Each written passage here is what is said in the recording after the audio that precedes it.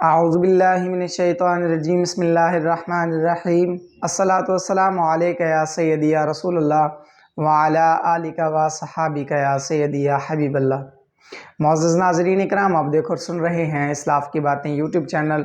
آپ سب کو اسلاف کی باتیں یوٹیوب چینل پر خوش آمدید۔ میں ہوں آپ کا میزبان محمد عرفان۔ السلام علیکم ورحمۃ اللہ وبرکاتہ۔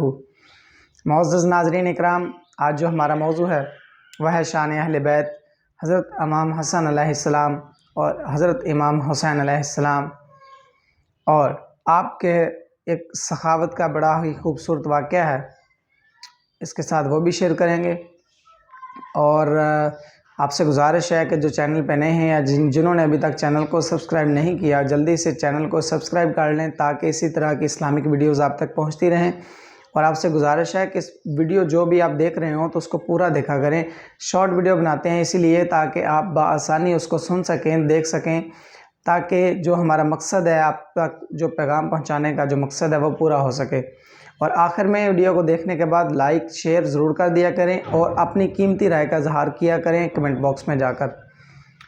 تو ایک دفعہ بچپن میں جب حضرت امام حسن اور حسین علیہ السلام نبی کریم صلی اللہ علیہ وآلہ وسلم کے سامنے کشتی کھیل رہے تھے، تو آپ سرکار دو عالم صلی اللہ علیہ وآلہ وسلم حضرت امام حسن علیہ السلام کی حوصلہ افزائی فرما رہے تھے۔ تو جب حضرت فاطمہ الزہرا سلام اللہ علیہا آپ نے یہ جب دیکھا کہ آپ سرکار دو عالم تو حسن کی جو حوصلہ افزائی فرما رہے ہیں، تو آپ کہنے لگیں کہ یا رسول اللہ صلی اللہ علیہ وآلہ وسلم، آپ حسن کی حوصلہ افزائی فرما رہے ہیں جبکہ حسین چھوٹے ہیں۔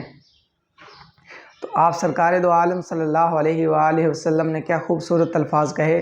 آپ نے فرمایا کہ اس وقت ان کی یہ کشتی اللہ تعالیٰ کے نوری فرشتے بھی دیکھ رہے ہیں، اور حضرت جبریل امین علیہ السلام آپ خود آ کر حضرت امام حسین علیہ السلام کی حوصلہ افزائی فرما رہے ہیں، تو اس لیے میں حسن کی حوصلہ افزائی فرما رہا ہوں۔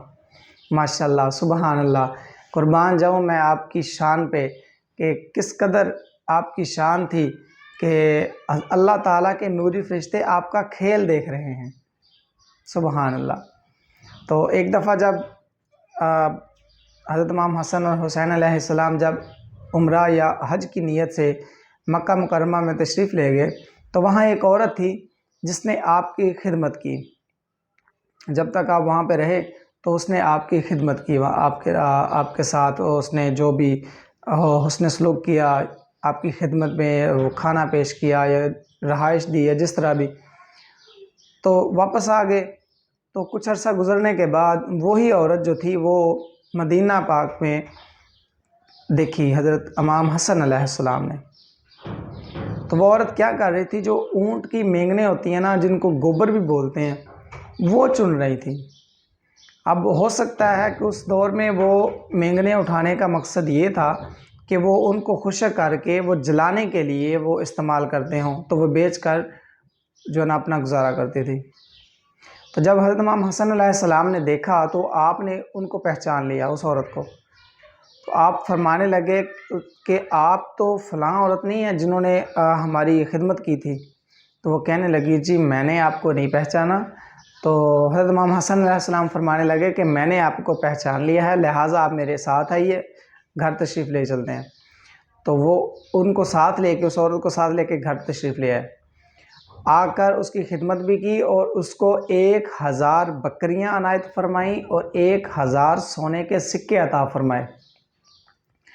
پھر اتنا ہی نہیں، پھر آپ نے اس عورت کو ساتھ لیا اور امام حسن علیہ السلام حسین علیہ السلام آپ کے گھر تشریف لے گئے، اور جا کر اس کو آپ کو بتایا کہ یہ وہی عورت ہیں جنہوں نے ہماری خدمت کی تھی، لہٰذا میں نے ان کو 1000 بکریاں اور 1000 سونے کے سکے عطا کیے ہیں، آپ بھی کچھ عطا کریں۔